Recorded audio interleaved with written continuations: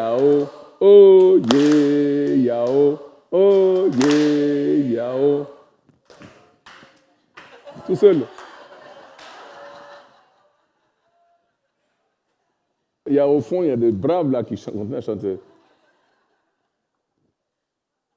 Alors voilà. Vous savez que Béréba est devenu célèbre. Eh oui. Parce que ce deuxième groupe de voyageurs, il a conclu qu'il n'y avait pas de fracture sociale, qu'à Béréba, ils étaient... Vous savez ce que j'ai dit tout à l'heure? Les Africains ont et les Européens. Et là, je vois qu'on me fait signe que...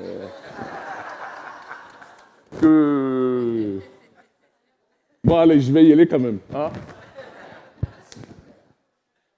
Et alors, la réputation de Béréba s'est faite. Et un beau jour, un journaliste de renom s'est dit, moi j'en ai assez de parler de développement solidaire, de tourisme, de solidarité internationale. Je vais aller sur le terrain. Avant dans mes histoires, je disais qu'il s'appelait PPDA. Maintenant, il faut que je change.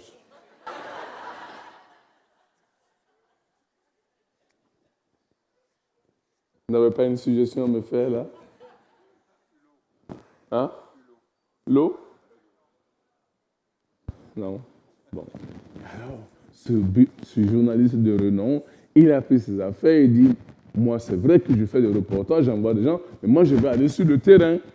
Et il a pris tous ces outils que vous connaissez mieux que moi, de quoi écrire, n'est-ce pas? Hein? Et il est arrivé et il s'est installé, il a commencé à discuter avec les uns et les autres, il est allé voir le chef. Mais laisse combien de minutes?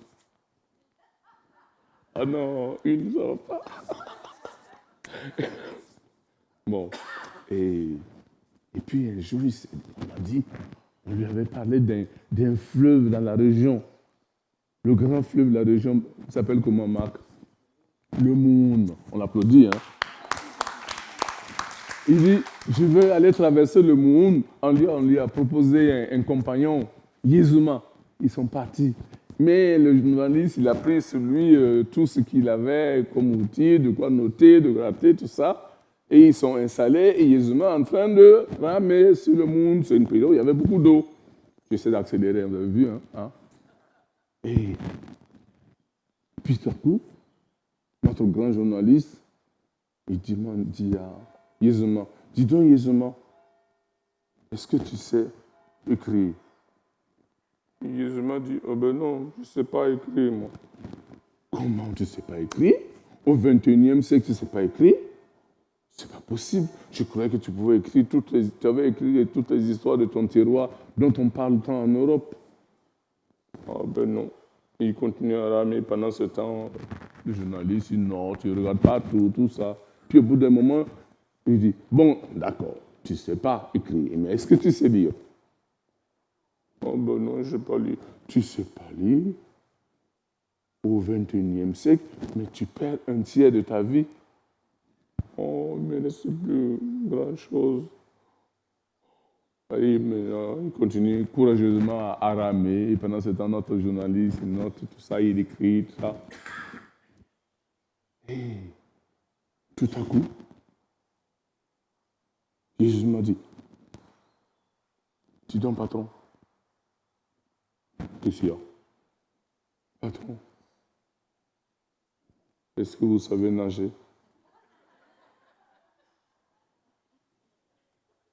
Comment ça, nager? Vous ne savez pas nager? Regardez le ciel. Le ciel est en train de s'assombrir. Il va bientôt avoir une grande pluie dans le monde et ça va être dévastateur. Je crois que bientôt, vous allez perdre toute votre vie. Merci.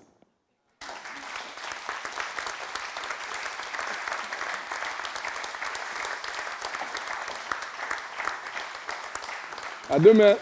Bonne journée.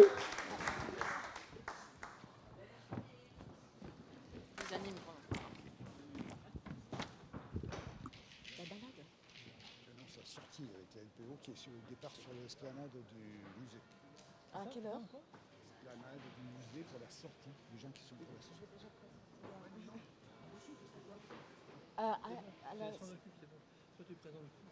D'accord, d'accord.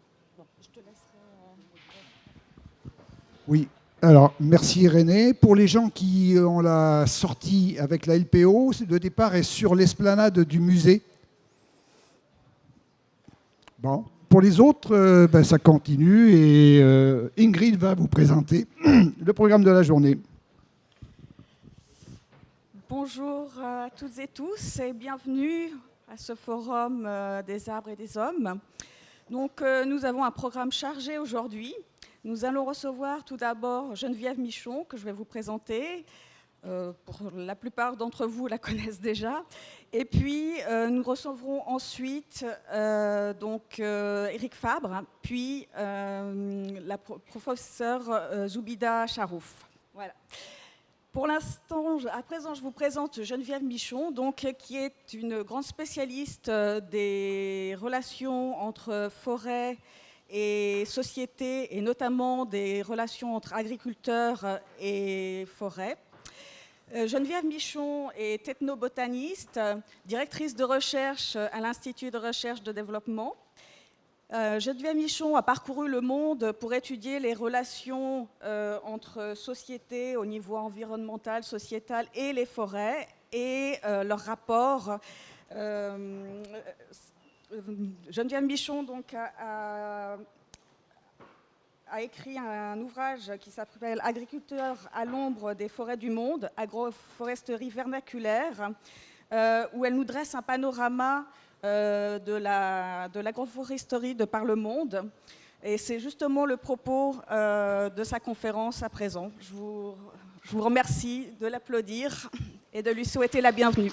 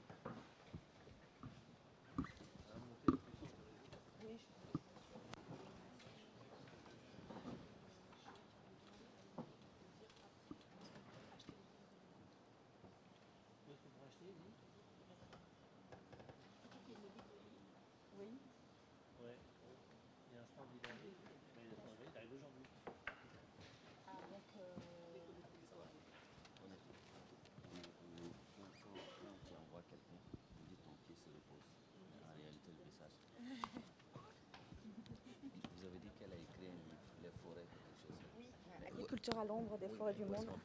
Alors justement, il y a un stand. La libraire arrive aujourd'hui. Voilà. La libraire, elle arrive ce matin. Ah d'accord. Elle va monter un stand là. Ok, d'accord. Rentable. Normalement, ça serait bien de dire les livres. Merci. Merci. Non, il y aura le beeper, mais... Alors, je profite de cet intermède pour saluer tous nos internautes qui nous suivent depuis Internet, depuis chez eux.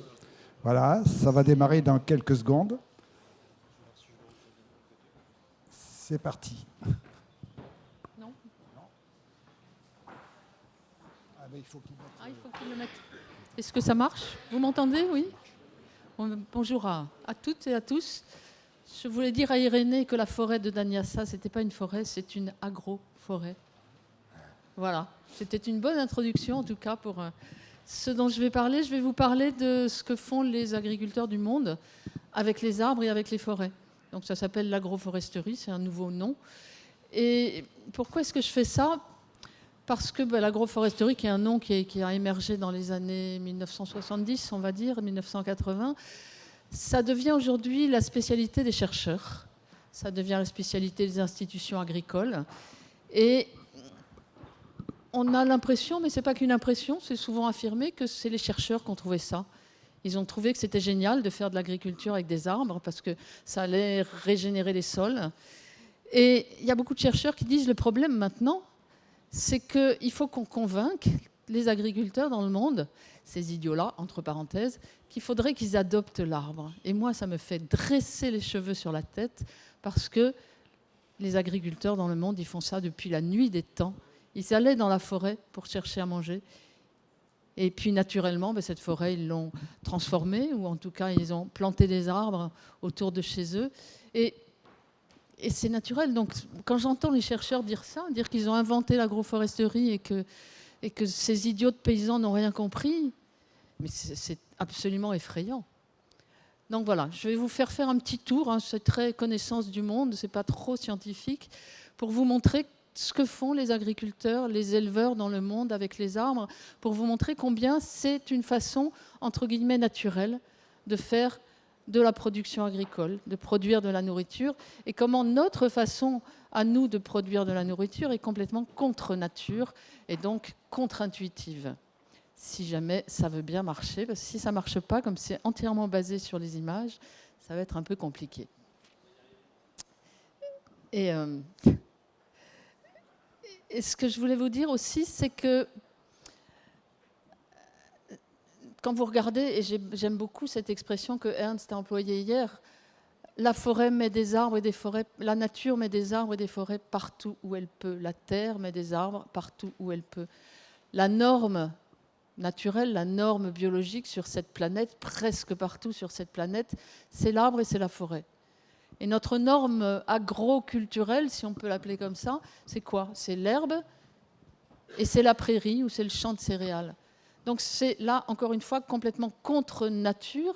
Et évidemment, pour maintenir ces systèmes en herbe ou en céréales, il faut énormément d'efforts, énormément de travail, énormément de ce qu'on appelle les intrants, des engrais, des pesticides, etc. Pourquoi? Parce que ces systèmes ne sont pas des systèmes vers lesquels la nature va évoluer. Si vous laissez une prairie à l'abandon, qu'est-ce qui va se passer? Peu à peu, ça va s'embroussailler et puis les arbres vont revenir. Donc, faire de l'agroforesterie, cultiver, produire avec des arbres, c'est naturel, c'est facile. Et c'est aussi pour ça que ces systèmes, on les trouve partout dans le monde. C'est parce qu'il n'y a pas besoin de technologies sophistiquées, il n'y a pas besoin d'argent, énormément d'argent pour maintenir ces systèmes et pour les reproduire. Donc, ça va marcher, il n'y a pas de souci. Et enfin, en attendant que ça marche, moi j'ai commencé à travailler en Indonésie, c'était au début des années 80, et j'ai travaillé dans les villages, sur la végétation des villages à Java. Et ces villages, sur cette île absolument surpeuplée, c'est un des endroits les plus peuplés au monde, on ne voit pas les villages, on ne voit pas les maisons, c'est sous les arbres. Et donc j'ai étudié j'ai essayé de voir ce qu'étaient ces arbres, ces jardins dans lesquels étaient les villages. Et ça a été vraiment une des premières études sur les agroforesteries paysannes. À l'époque, il n'y en avait pas beaucoup. Les ethnologues ne s'intéressaient pas à ce genre de choses, et les agronomes encore moins. Et je suis allée voir un éminent professeur à Wageningen, en Hollande, qui connaissait beaucoup la forêt, mais qui était intéressé aussi à l'agroforesterie naissante, c'est-à-dire ces recherches que faisaient certaines personnes, certains chercheurs, sur comment est-ce qu'on peut cultiver avec l'arbre, sans regarder les systèmes paysans. Ils faisaient des expériences. Donc ils avaient appelé ça l'agroforesterie. Et il m'a dit, mais t'as qu'à appeler ça des agroforêts, parce que c'est des forêts, ça ressemble à des forêts, mais ça produit de la nourriture et autre chose. Donc c'est là où, pour la première fois, on a utilisé ce mot d'agroforêt. Et quand je suis revenue en France, avec mon petit bijou dans les mains, je suis allée voir, parce que je cherchais un boulot aussi, donc je suis allée voir des gens à ce qui est maintenant le CIRAD, et je leur ai dit, mais regardez, j'ai trouvé quelque chose, il faudrait regarder s'il y a autre chose dans le monde, si les paysans dans le monde font la même chose. Et cet éminent directeur de ce qui est maintenant le CIRAD Forêt m'a dit, écoute, l'agroforesterie, t'oublies, ça n'a aucun avenir. Bon, il n'était pas très visionnaire. Et il m'a dit aussi, mais voilà, de toute façon, les paysans, non, c'est Java, cet été à Java, c'est un endroit très particulier, les sols sont riches. Donc, non, tu n'en trouveras pas ailleurs. Puis je suis revenue faire ma thèse en Indonésie, puis là je suis partie autour de Java. Donc je suis allée à Sumatra, à Bornéo, au Célèbes, aux Moluques, et je me suis aperçue que dans toutes ces îles, on trouvait des agroforêts. Pas tout à fait les mêmes, beaucoup plus étendues, beaucoup plus complexes. On ça ressemblait très fort à la forêt naturelle. Et donc je suis revenue en disant, mais là, c'est pas que Java, on en trouve partout ailleurs. Et là on m'a dit, ah oui, mais l'Indonésie. Ah, l'Indonésie, c'est très particulier. Ils ont une façon spéciale de cultiver l'arbre. Et puis je suis allée en Afrique. Et j'ai trouvé la même chose. Donc j'ai dit, mais c'est pas que l'Indonésie, vous voyez. Ah oui, mais non, mais c'est les tropiques, c'est la forêt équatoriale, tout pousse, c'est normal qu'on mette des arbres. Et puis au bout d'un certain temps, je suis revenue travailler plutôt en Méditerranée, d'abord en Corse et puis au Maroc, dans des régions donc très arides. Et qu'est-ce que j'ai trouvé? Des arbres, partout. Les agriculteurs travaillent avec des arbres. Et là, on ne pouvait plus dire que c'était les tropiques humides, on ne pouvait plus dire que c'était le soleil, la pluie. Non, dans les endroits les plus secs, les plus difficiles de la planète, on trouve des agriculteurs qui produisent avec des arbres. Donc cette relation entre l'agriculture et l'arbre, elle est absolument universelle.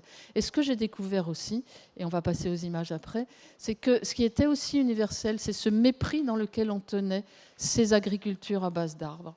Ça, on le trouve partout, sous les tropiques, en Europe, au nord de l'Europe, au Maroc, partout. Et ce qui est universel aussi, c'est les relations très difficiles, très conflictuelles, qui existent, en tout cas depuis les temps coloniaux, et chez nous depuis beaucoup plus longtemps, entre les responsables de la forêt, qu'on appelle les forestiers, les institutions de foresterie professionnelle, et les agriculteurs qui utilisent l'arbre. C'est absolument incompatible.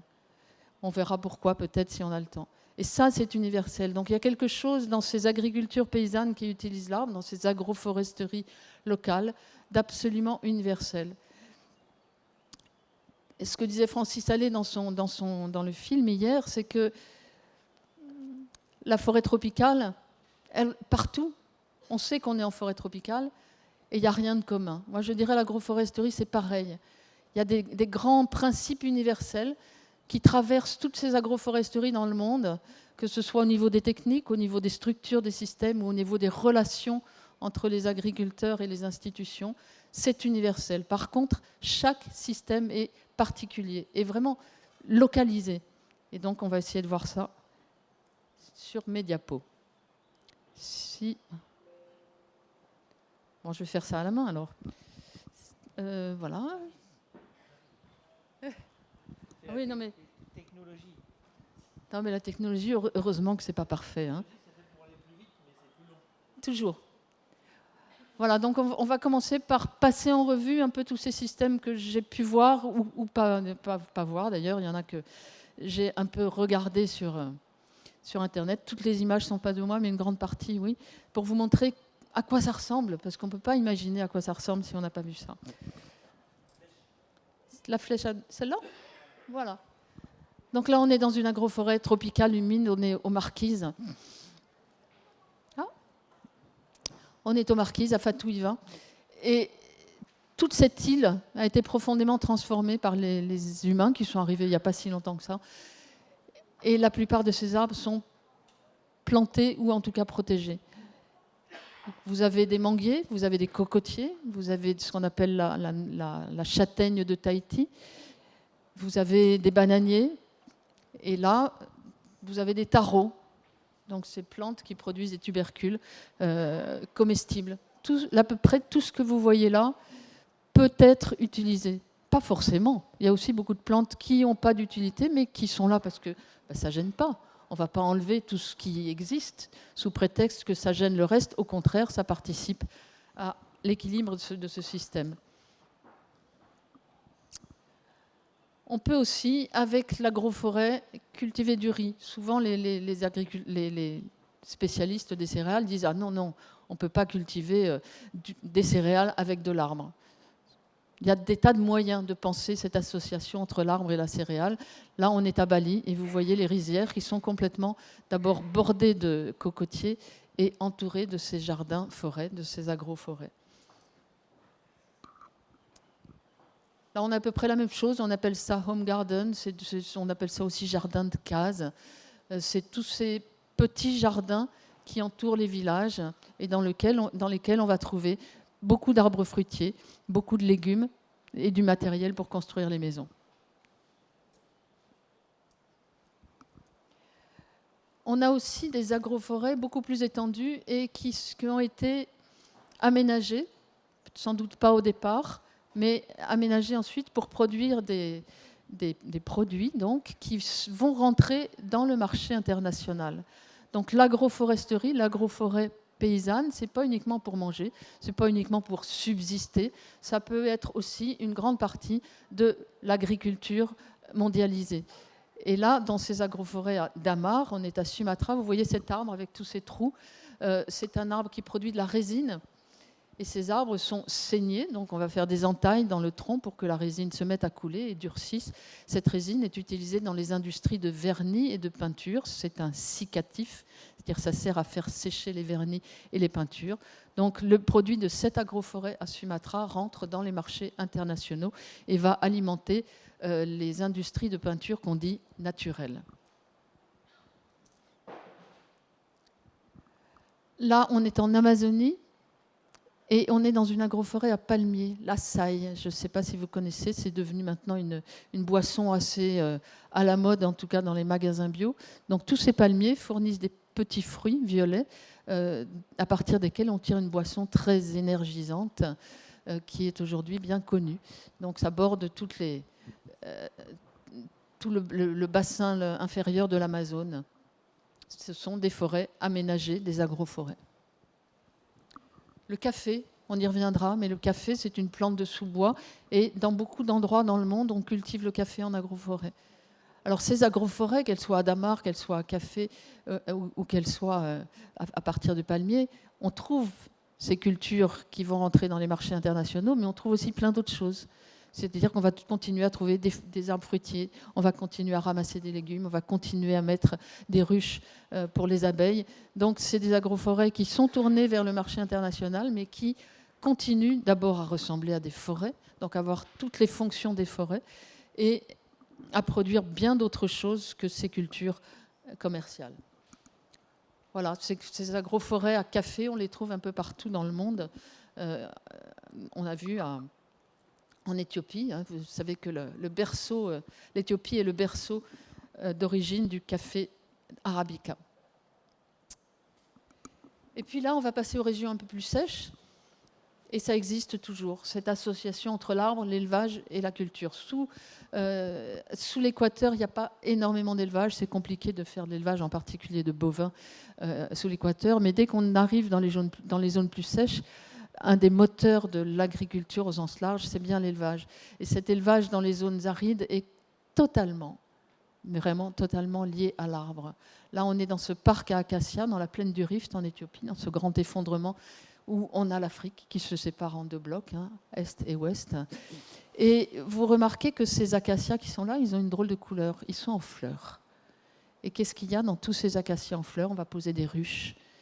Et c'est absolument incroyable à cette époque des floraisons des acacias du Rift. Les arbres sont pleins d'abeilles, et il y a des ruches dans tous les arbres. L'Éthiopie est un grand pays producteur non seulement de café, mais de miel aussi.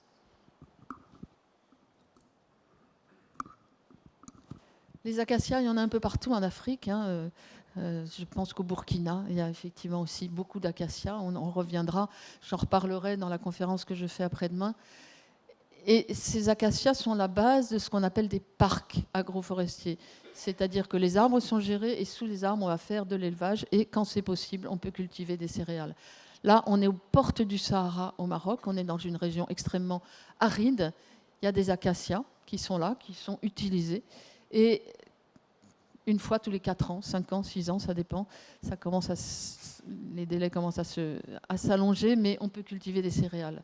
Donc on voit bien que ces arbres, même s'ils ont des racines qui peuvent, entre guillemets, qui pourraient gêner la pousse des céréales, ce qui est souvent archi faux, on voit bien que ces arbres sont maintenus là pour des tas de raisons. Voilà, l'acacia qui a cette particularité à la fois d'avoir des feuilles en saison sèche et des fruits, est une ressource indispensable à l'élevage. Et là, c'est vraiment en saison sèche et les bergers avec des gaules, tapent sur les feuilles pour faire tomber les fruits. Et c'est une cure de vitamines absolument incroyable pour les animaux. C'est vraiment la cure de vitamines. Ils récoltent leurs vitamines et leurs minéraux pour les aider à passer la saison difficile. Autre agroforêt absolument remarquable, c'est l'Oasis L'oasis, c'est une forêt reconstruite en plein désert, à un endroit où peut-être autrefois il y avait des forêts, mais il n'y en a plus. Et tout ça est dû à la domestication de l'eau. Donc l'oasis, ce n'est pas uniquement des palmiers, des cultures sous les palmiers, c'est d'abord la domestication de l'eau, parce que l'eau est là, elle est profonde, elle peut être dans les montagnes autour, il faut aller la chercher. Il y a un génie absolument incroyable de la part des agriculteurs de l'oasis pour aller chercher l'eau, la répartir, donc toute une organisation sociale qui va avec l'oasis, et puis la distribuer dans les jardins pour arriver à ce système incroyable en plein désert. Certaines années, il pleut 100 mm, même pas. Et d'eau, nous, on est ici à 700, 800 en France. Et à produire ce système qui est un paradis, hein, c'est l'image du paradis. Il fait frais sous les arbres, il y a des oiseaux, il y a de l'eau, il y a de l'humidité. Et donc, on fait pousser à l'étage inférieur soit des légumes, soit des céréales, soit ici de la luzerne pour donner aux animaux. Il y a un étage un peu intermédiaire d'arbres fruitiers. Il y a des grenadiers, des pêchers, parfois des bananiers. Et puis cet étage supérieur avec les palmiers dattiers. On a une forêt complexe en plein désert. Si ça, ce n'est pas du génie paysan avec l'arbre. On a aussi des systèmes, toujours au Maroc, assez complexes de forêts. On appelle ça aussi des parcs à base d'arbres. Là, c'est un arbre, c'est l'arganier. Vous connaissez sans doute tous l'huile d'argan. Et donc cette forêt est aménagée depuis des siècles par les agriculteurs pour à la fois cultiver, entre guillemets, l'arganier pour produire les noix d'argan qui vont donner de l'huile, mais aussi pour produire des céréales et pour élever les chèvres et les moutons. Vous voyez un paysage, on est là aussi dans une région très aride, un paysage très verdoyant dans lequel il est agréable de vivre, bien évidemment. Et s'il n'y avait pas les arbres, on serait en plein désert. Donc encore une fois, la présence de l'arbre et l'intelligence de l'homme vont ensemble pour maintenir un couvert arboré, une forêt qui est absolument indispensable à non seulement la survie des populations qui sont là, mais à notre survie à tous. C'est un rempart contre le désert dont on a bien besoin. Là, on va passer de l'autre côté de la Méditerranée. On arrive un peu plus proche, un peu plus près de nos régions, de nos contrées. On est en Espagne. Il y a ce système, là aussi, absolument remarquable qu'on appelle la DSA. C'est un petit peu comme ce que je vous ai montré sur la forêt domestique d'Arganier. C'est un parc, c'est-à-dire que les arbres ne sont pas jointifs, mais c'est une forêt, agroforêt, donc dans lesquelles les principaux arbres sont des chênes verts. Il y a aussi des chênes lièges. Et ces chênes verts, ils ne sont pas là juste pour faire de l'ombre, ils sont là pour nourrir les animaux. Les animaux mangent des glands, en particulier les cochons. Et là, vous avez ces cochons noirs d'Espagne qui produisent une des charcuteries les plus réputées au monde et les plus chères et les meilleures. Et donc les cochons mangent les glands, ils vont aussi manger des feuilles. Et vous remarquez que les arbres, on y reviendra en tout cas la prochaine fois, à ma prochaine conférence, les arbres sont taillés. Un chêne vert, si vous le laissez pousser, il ne va pas avoir cette tête-là. Vous voyez un plateau là. Là, les arbres sont taillés, un peu comme des fruitiers, pour produire des fruits, justement, pour produire des glands.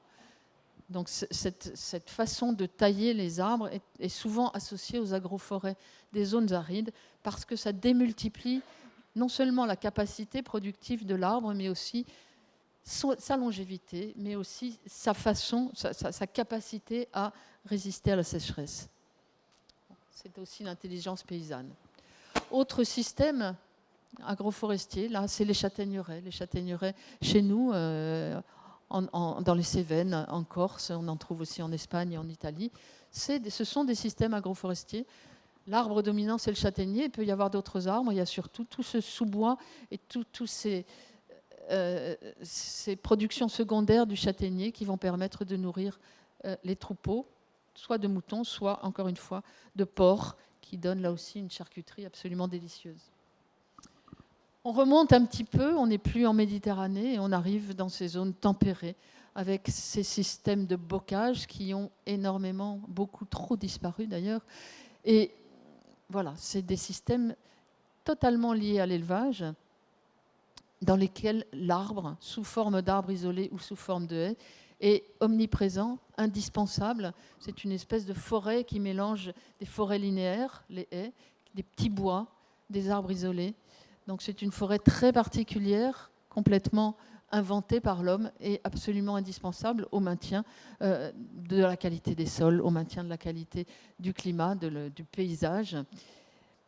Et cette forêt est liée à l'élevage. Et là, je vais faire une toute petite parenthèse. On dit aujourd'hui que c'est absolument indispensable d'arrêter de manger de la viande si on veut protéger la forêt. Alors, comme l'a dit Ernst hier, il y a différentes façons de produire de la viande. Il y a l'élevage industriel et l'élevage paysan. Si on arrête de manger de la viande totalement pour le bien de la planète, on va détruire tous ces systèmes.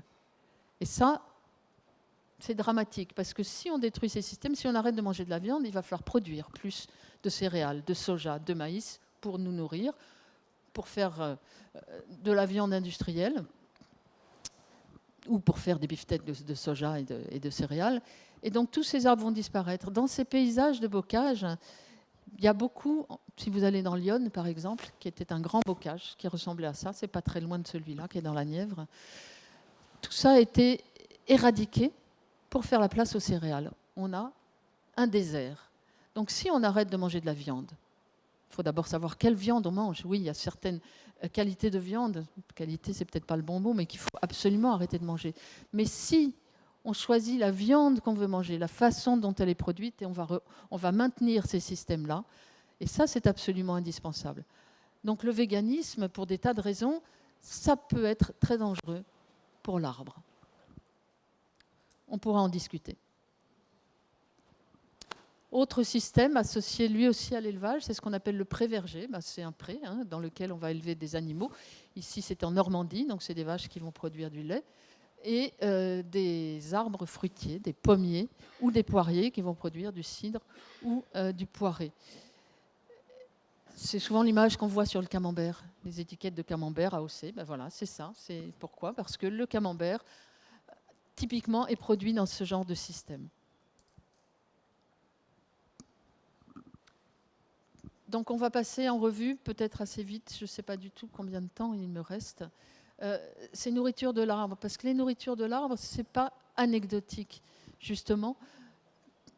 Souvent on mange des produits sans savoir d'où ils viennent, sans se préoccuper de quel genre de système ils viennent, et sans savoir qui sont ou qui pourraient être, en tout cas qu'ils ont été, issus de systèmes agroforestiers, d'agroforêts. Donc il y a beaucoup de ces nourritures qu'on va ingérer, qui vont nous construire, qui sont des nourritures de la forêt, comme ce qu'a raconté Irénée tout à l'heure. C'est-à-dire qu'on n'a pas besoin de manger que de la céréale produite en grande culture. Il y a énormément de ces nourritures qui nous viennent de l'arbre, qui nous viennent de ces systèmes agroforestiers et qui nous apportent bien plus que uniquement des vitamines et des minéraux ou des féculents, mais qui nous apportent aussi toute cette énergie de la forêt qui nous est indispensable et qu'on incorpore en mangeant. Les fruits, donc ça, les fruits, c'est une évidence. Les fruits, ça vient en général de l'arbre, vous le savez tous. Bon, on a un peu trop l'habitude de penser aux vergers, où les arbres ne ressemblent plus vraiment à des arbres, tellement ils sont ratatinés. On fait ça maintenant aujourd'hui avec l'olivier. C'est terrible, on cultive l'olivier comme on cultive la vigne. L'olivier, cet arbre millénaire, cet arbre qui occupe tout l'espace, aujourd'hui, c'est une espèce de tout petit poteau avec quelques feuilles autour. Les oliviers, dans ces cultures industrielles, sont plantés à 1 mètre les uns des autres. Ils sont récoltés comme on récolte la vigne, avec des vibreurs. Et ils produisent pendant 15 ans, et après, on les jette. Voilà. On est très loin de ce que peut être une production de fruits agroforestières. Là, on est dans une agroforêt fruitière à Sumatra. Vous voyez ces 2 gros fruits qui sont des dourians. On pourrait parler très longtemps du dourian. Et dans cette agroforêt, presque tout est construit autour de ces arbres, de ces dourians. C'est des arbres immenses, ils font 40 mètres de haut dans cette région-là. Ils donnent du bois aussi, ils ne donnent pas que ces gros fruits. Et puis, il y a d'autres arbres fruitiers, d'autres arbres qui produisent du bois. Et ces petits arbres blancs là, que vous voyez là sont des canneliers, donc, qui produisent la cannelle. Donc là, on a une association entre les fruitiers, la production de bois et la production de cannelle. Tout ce sous-bois qui est régulièrement nettoyé, en tout cas coupé, pour qu'on ramasse un peu mieux les fruits. Dans ces sous-bois, il y a aussi énormément de plantes qui peuvent se manger, en particulier les fougères, les jeunes crosses de fougères. Et donc, tout ça participe à l'alimentation des villageois. Dans les forêts, les agroforêts fruitières, on pourrait citer ce système au Kazakhstan d'agroforêt à pommiers. C'est là où le pommier a été domestiqué. Et dans ces régions-là, on trouve encore des forêts avec ces pommiers remarquables, qui sont des pommiers qui produisent des pommes, donc qui ont été longuement travaillés, mais qui ressemblent encore à des arbres sauvages. On est vraiment dans de l'agroforêt. On trouve un peu la même chose avec les noyers au Kyrgyzstan, de grandes étendues, d'immenses étendues de forêts. Là, on est un peu dans du mono-spécifique, mais pas tant que ça. Il y a des arbres qui ne sont pas du noyer. On peut produire le noyer en agroforêt. On trouve au Maroc, autour des villages du Haut-Atlas, de très belles agroforêts à noyer. Les féculents. Alors, on a dit tout à l'heure, les féculents, non, ça ne va pas avec les arbres. Les féculents, bien sûr que ça va avec les arbres. On a vu le karité tout à l'heure. Non, le karité, ce n'est pas un féculent, pardon, ça produit de la graisse, mais la châtaigneraie. Le châtaignier, c'est un féculent. On a bien parlé des civilisations de la châtaigne, c'est-à-dire ces civilisations qui se sont nourries quasi exclusivement au niveau des glucides à partir du châtaignier. C'est incroyablement productif, le châtaignier. Ça pousse là où le blé ne pousse pas. Et pourquoi s'évertuer à faire du blé dans des endroits où ça ne va pas, alors qu'on peut avoir du châtaignier? C'est ce que les agronomes, depuis Louis XV en particulier, n'ont pas compris pour la Corse. Quand la France a annexé la Corse sous Louis XV, ils se sont dit, mais qu'est-ce qu'ils font là? Ils n'ont pas de culture de céréales, c'est des gens qui se nourrissent de l'arbre, ils se mettent au pied de l'arbre, ils ouvrent la bouche et ça tombe tout cru dans leur bouche. C'est quand même compliqué à ramasser le châtaignier. Et pour travailler le châtaignier, en particulier en Corse où on fait de la farine, là aussi c'est beaucoup de travail.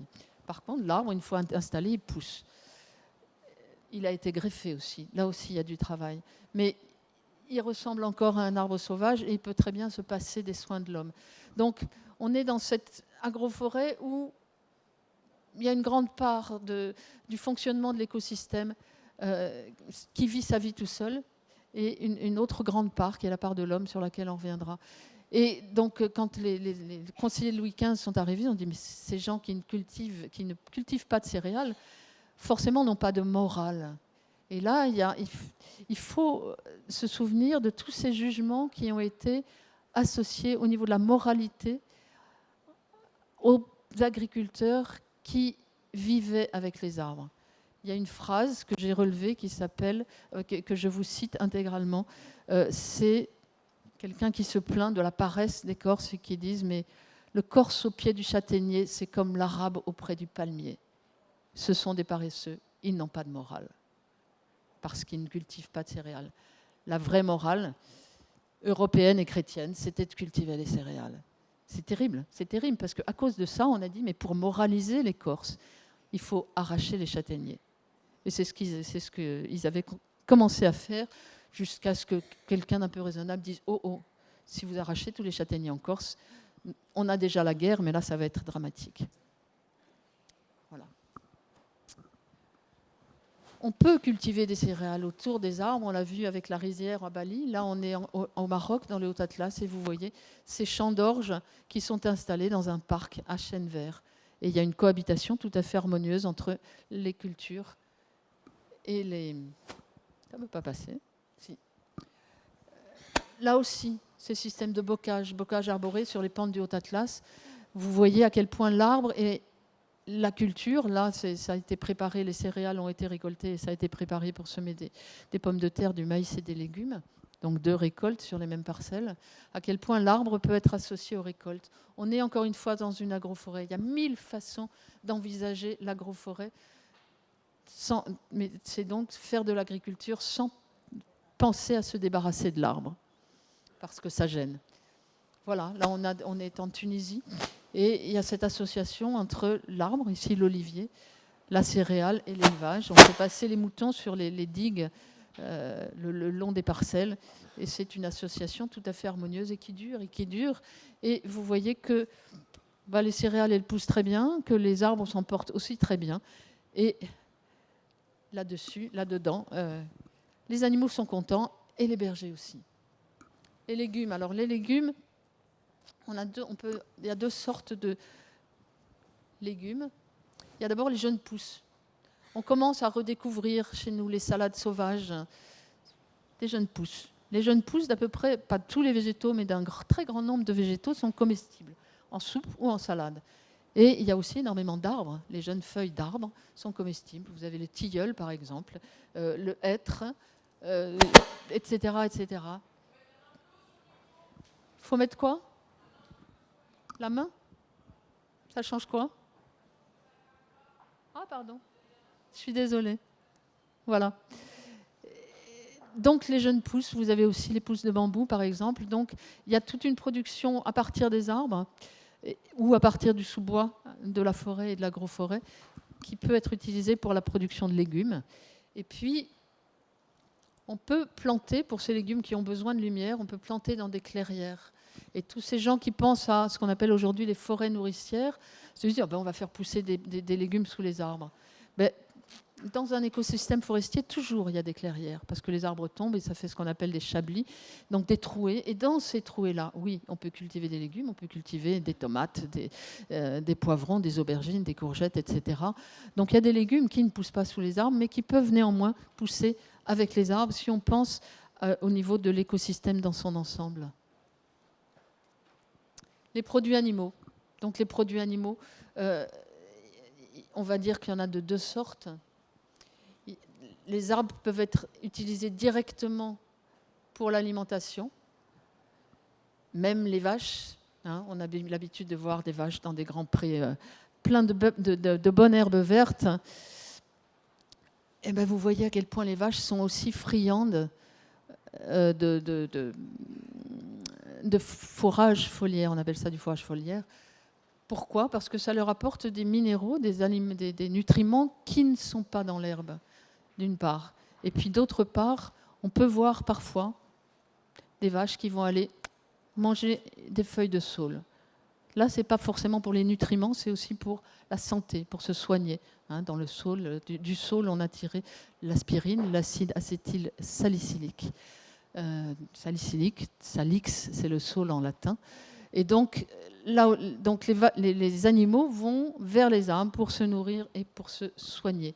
Et indirectement, quand on va manger la viande de ces animaux-là, on va aussi ingérer tous ces principes qui ont été incorporés par l'animal. Voilà, encore une alimentation directe, on est au Maroc. Les bergers peuvent monter dans les arbres, on est sur du frêne ici, pour alimenter directement les troupeaux. Le frêne, on le retrouve dans le Massif central, en particulier dans les Pyrénées. Grand arbre fourrager pour les troupeaux. Une alimentation un peu indirecte, l'arbre appelle l'eau. Et ça, c'est une image extrêmement parlante. On est au Maroc, on est dans l'Arganeraie. On était avec Alain ce jour-là. Il n'a pas plu depuis 9 mois. Pas une goutte d'eau. Eh bien, au printemps, malgré le manque de pluie, l'herbe pousse exactement à l'aplomb des couronnes des arbres. Donc ça maintient, vous voyez à quel point l'arbre peut maintenir l'humidité, cultiver cette humidité. Et cette herbe qui pousse, c'est un fourrage pour les animaux. Un fourrage qui est important. Et puis l'arbre peut aussi, on l'a vu tout à l'heure pour le bocage, servir de structure pour l'écosystème. Donc pas uniquement de l'alimentation, mais aussi de structure pour l'écosystème. L'arbre est là, donc il va maintenir toute cette vie du sol et du paysage. Il va aussi aider les animaux, leur servir d'abri contre le soleil, contre la pluie, et contre peut-être beaucoup d'autres choses qu'on ne connaît pas. Les épices et les condiments, vous ne le savez peut-être pas, mais un très grand nombre d'épices que nous consommons et de stimulants, comme le café ou comme le thé, sont des produits des arbres. Et la plupart sont ou ont été produits dans des systèmes agroforestiers, dans des agroforêts paysannes. On a vu la cannelle tout à l'heure, on a évoqué le canélier dans une agroforêt à Sumatra. La cannelle, c'est un petit arbre de sous-bois et qui est forcément à l'aise. Son biotope, c'est le sous-bois forestier. Et la cannelle est en général cultivée à l'ombre de grands arbres. La vanille qui est une liane aussi, une liane de sous-bois, est souvent cultivée dans des agroforêts, à Madagascar en particulier. Dans l'est de l'Indonésie, on a ces splendides agroforêts qui sont presque toutes basées sur la production de girofle et de noix de muscade. On a aussi, ces enfants sont là au pied d'un, ce qu'on appelle la châtaigne de Tahiti, donc un féculent. Il y a des arbres producteurs de noix donc, qui vont donner de la graisse. On a des cocotiers aussi que vous voyez là, des bananiers derrière. Et tous les autres arbres sont soit des girofliers, soit des muscadiers. Des arbres qui sont originaires de cette partie du monde. Voilà, je ne reviendrai pas sur ces agroforêts à café dont j'ai parlé. Le cacao, pareil, le cacao, c'est un arbre du sous-bois amazonien. Et le cacao, son écologie, c'est une écologie de sous-bois. Et souvent, on le cultive à l'ombre. D'autres agroforêts, vous voyez, on peut faire des agroforêts avec le palmier, on l'a évoqué pour l'Amazonie. Là, on est encore une fois en Indonésie, c'est du palmier qui est cultivé pour le sucre.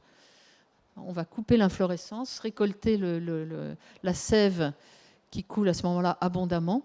Dans certains pays, dans certaines régions du monde, on va faire du vin de palme avec ça. On peut distiller après pour faire de l'alcool de palme. Ici, on est chez les musulmans et on fait du sucre.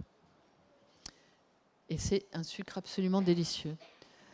Alors très vite, parce que là, je m'attarderai plus sur cette partie-là jeudi, mais quels sont les principes à la base de ces écosystèmes agroforestiers, de ces systèmes agroforestiers? Je reviendrai sur deux principes. D'abord, c'est envisager l'arbre d'une autre façon. Alors certains vont dire, certains n'aiment pas, parce que l'agriculteur, l'éleveur, le paysan va intervenir sur l'arbre en le taillant. Et pour certaines personnes, c'est sacrilège, on ne touche pas à l'arbre, ça va lui faire mal. Et ce n'est pas sûr que ça lui fasse mal. Vous voyez ici une trogne de frêne-dimorphe dans le Haut-Atlas. On est sur du karst, il n'y a pas d'eau. Il n'y a pas d'eau.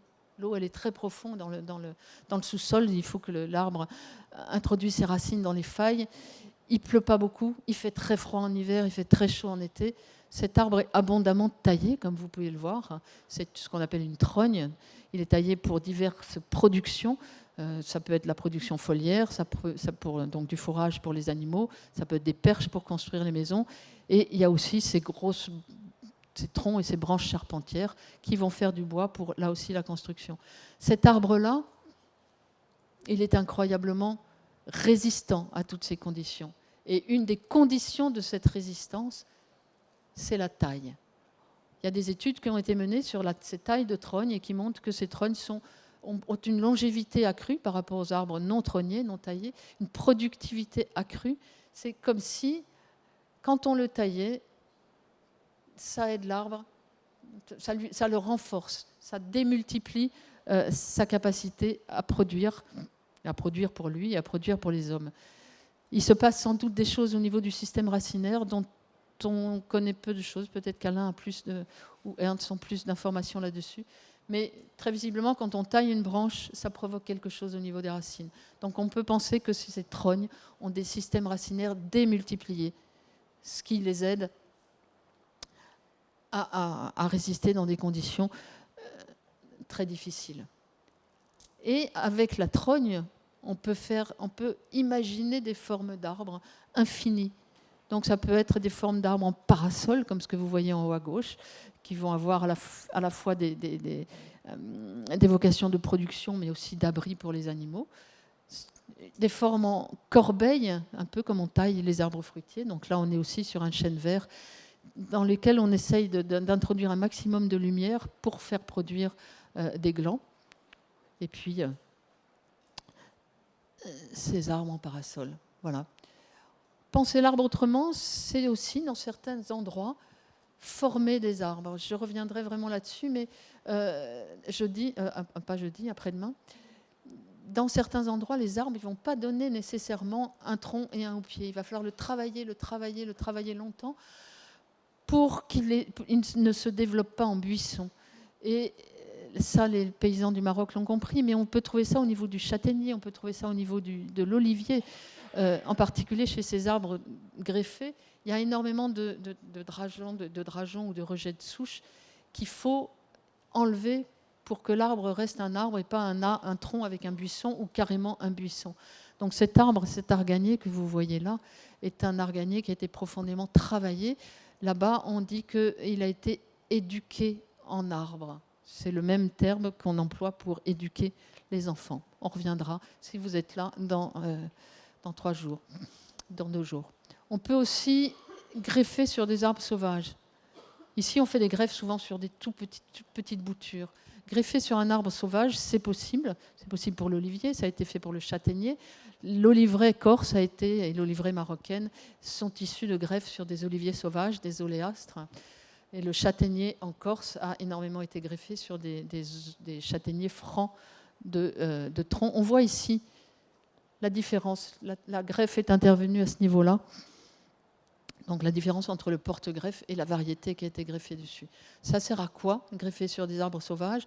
Ça sert à amener la variété ou les variétés qu'on veut, mais ça sert aussi à garder toute la vigueur de l'arbre sauvage, le système racinaire déjà établi. On n'est pas sur de la greffe sur petite bouture, on est sur un arbre qui est déjà établi, qui a son système racinaire et qui donc est capable de résister. On est toujours dans des conditions d'aridité assez importantes, donc qui est capable de résister grâce à cette implantation forestière qu'il a.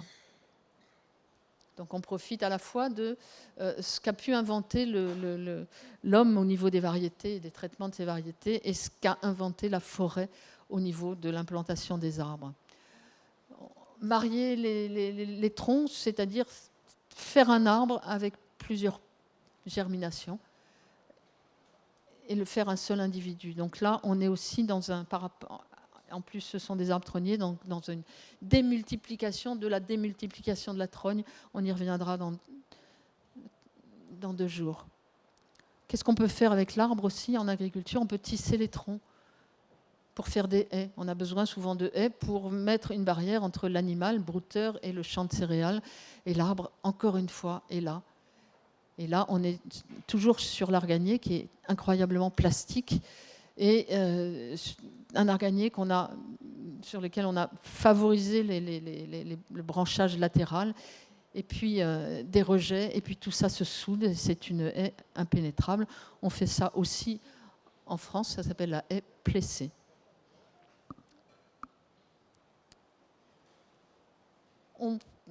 Quand on pense l'arbre, quand les paysans pensent l'arbre et l'agroforêt, pensent l'agroforêt, ils agissent au niveau de l'arbre, surtout en région aride, et ils agissent sur l'écosystème. Et là, il s'agit vraiment de penser l'écosystème autrement.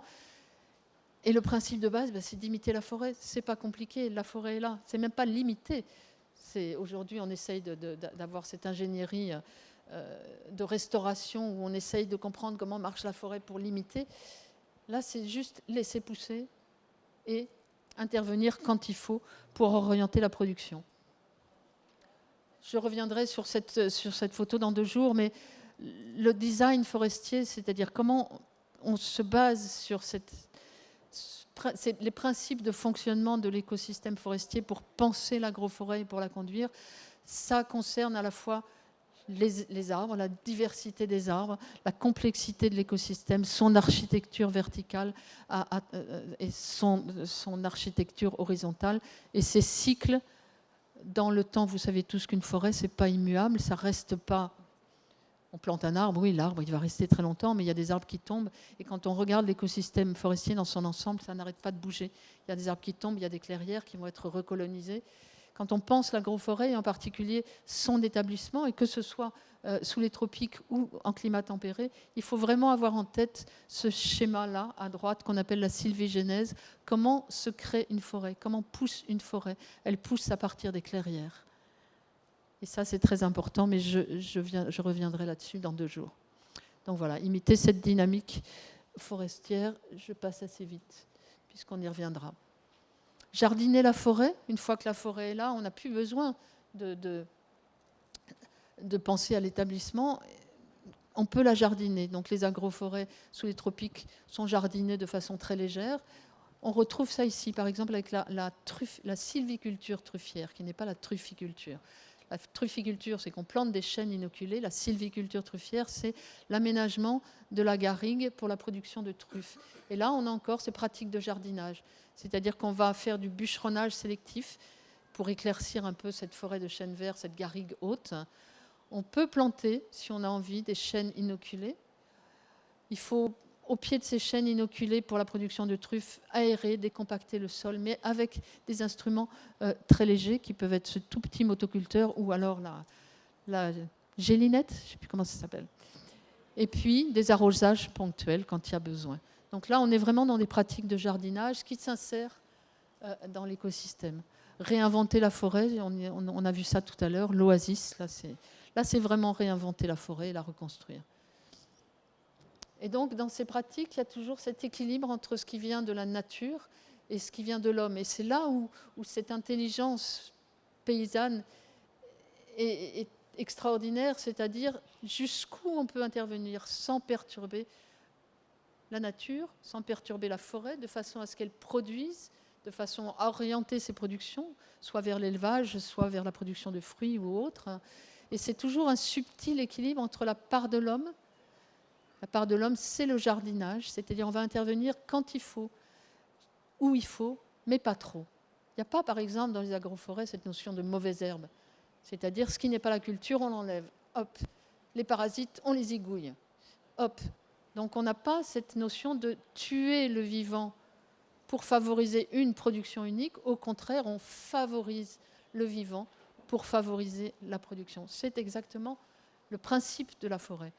Et ce principe de la forêt, que l'homme a compris, lui permet d'habiter dans la forêt, sous toutes ses formes, et de continuer à faire partie de cet écosystème. Et donc la part de la nature, bien évidemment, c'est la photosynthèse, c'est le fonctionnement mycorhizien du sol, c'est tous ces processus naturels qui déterminent la production de l'écosystème, sa reproduction, sa régénération. Donc le principe de base, c'est surtout ne pas chercher à contraindre la nature au prix, en utilisant ce qu'on appelle aujourd'hui les biocides, qui ne s'appellent plus des biocides d'ailleurs, ça s'appelle des...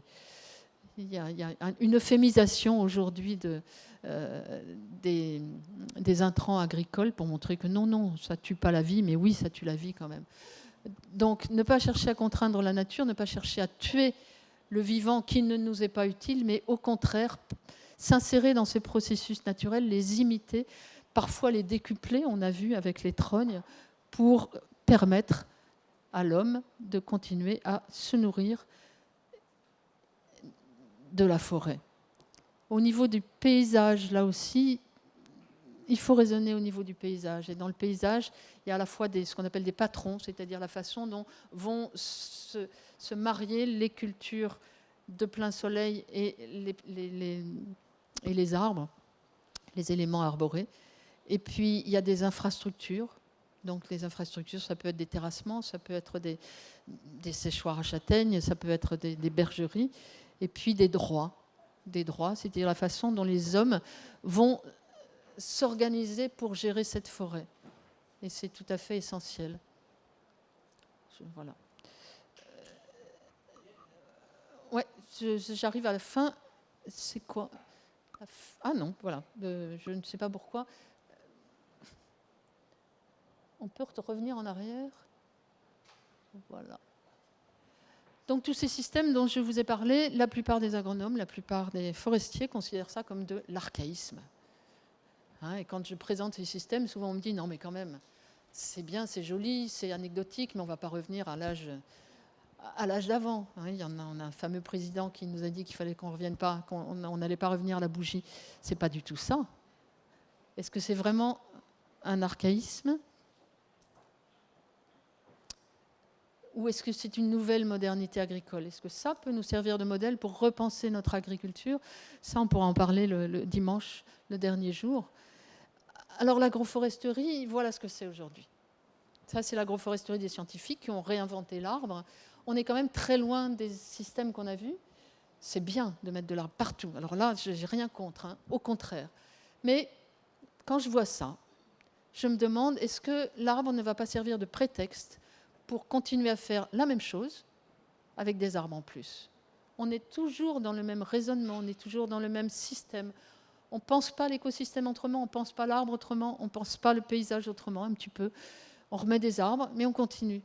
On continue à faire de l'agriculture industrielle, on continue à traiter le vivant de façon irrespectueuse, pour rester encore poli. Donc cette autre façon d'envisager les relations entre les arbres et les cultures, c'est d'abord pas de dichotomie entre ce qui relève de l'arbre ou de la forêt ou de l'agriculture. C'est un continuum, on l'a vu. Et c'est un continuum, c'est une complémentarité, c'est un mutualisme qu'il est important de réhabiliter ou en tout cas de maintenir. Oubliez la domination et le contrôle, on n'a pas besoin de dominer la nature, ça c'est notre philosophie moderne. On peut très bien essayer de penser comme la nature pour produire. C'est relativement simple. Pour nous, c'est compliqué puisqu'on a été éduqués dans cette philosophie de la modernité, mais on peut tout à fait faire autrement. Et on commence à repenser en termes de complexité, de coopération, de symbiose. Et puis enfin, penser sur le long terme. Ça, c'est aussi essentiel. C'est-à-dire que quand on plante des arbres, quand on raisonne avec l'arbre, on raisonne aussi sur des solidarités intergénérationnelles. En général, on ne plante pas pour soi, on plante pour ceux qui vont venir et on hérite de ce que nos ancêtres ont planté. Sauf que comme nous, on a tout enlevé, effectivement, les premiers, les pionniers, ceux qui vont remettre des arbres, ils vont planter pour les générations d'après. Et ça on a besoin de les aider pour ça. Voilà, donc ça n'est qu'une répétition. Je n'ai plus que 2 toutes petites diapos, des recommandations pour l'avenir. On verra ça le dernier jour. Voilà, donc là, vous avez compris, c'est une constante des mondes paysans. Vivre, produire avec l'arbre, vivre dans la forêt sous tous ses aspects, mais forêt qui nous est indispensable pour toutes les raisons qu'on connaît, pas uniquement pour des raisons utilitaires, pour des raisons qui sont aussi spirituelles. Et on en a ô combien besoin. Et le problème de ces systèmes qui existent, c'est que, voilà où on en est aujourd'hui. La photo d'avant, c'est, on va dire, début XXe siècle. Et aujourd'hui, une grande partie de ces systèmes ont disparu pour laisser la place à l'agriculture intensive, que ce soit chez nous ou que ce soit sous les tropiques. Une grande partie de ces systèmes, vous le voyez en grisé, sont en danger, en très grand danger de disparaître. Qu'est-ce qu'on fait ? Est-ce qu'on les laisse disparaître ? C'est l'inspiration de l'agriculture de demain. On ne va pas tout enlever et tout réinventer. Malheureusement, c'est un peu ce qu'on fait. Il y a encore ces graines qui sont là, ces îlots de connaissances, ces îlots forestiers qui sont là pour nous aider à comprendre, pour nous aider à penser. Et puis, à partir d'un îlot forestier, la forêt, elle revient beaucoup plus vite. Ça, tout le monde le sait, dans nos paysages abandonnés. Dans nos paysages abandonnés, la forêt revient bien plus vite quand il y avait des arbres. Et donc, ce qu'il est important de préserver, au-delà on va dire, du technique dont je viens de parler, c'est cette diversité bioculturelle du monde, de la planète, du monde rural, mais pas que. Et cette diversité bioculturelle liée à ces systèmes, c'est une forêt aussi, c'est une forêt humaine, c'est une forêt immatérielle. Il y a des savoirs locaux, il y a des modes de vie, il y a des langues, des croyances, des cultures, des modes de relation, des façons d'être au monde. On ne peut pas tous avoir la même façon d'être au monde. On va en crever, excusez-moi du terme. Il faut maintenir cette diversité, non seulement du vivant, mais cette diversité de l'homme dans ce vivant, parce que sinon, on finira tous au McDo. Voilà. Et je vous remercie.